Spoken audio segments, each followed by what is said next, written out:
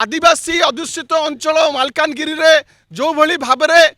लाके पाढ़ियामी जड़े महिला को विभत्स दारुण एवं हृदय विदारक जो तांको हत्या करा जायछि परवर्ती समय रे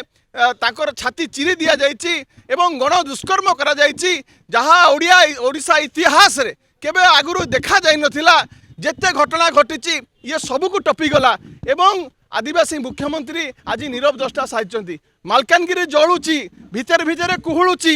एवं सेटा आउरी विस्फोरक परिस्थिति आड़क जाऊँगी से जेहेतु ए सरकार संपूर्ण भाव में फेल मारी गलानी आमे महामहिम राष्ट्रपति महामहिम राज्यपाल को आमे अनुरोध करिकी आसीचु जे तुरंत आपण हस्तक्षेप करंतु सिचुएशन आउट ऑफ कंट्रोल को जाऊँगी हाथ आम ओडिशा प्रशासनिक अधिकारी पुलिस प्रशासन हाथ बाहरी गलानी आपण इंटरव्यून कले ही जाइकी मालकानगिरी रे पुणी शांति प्रतिष्ठा हो पार। धन्यवाद।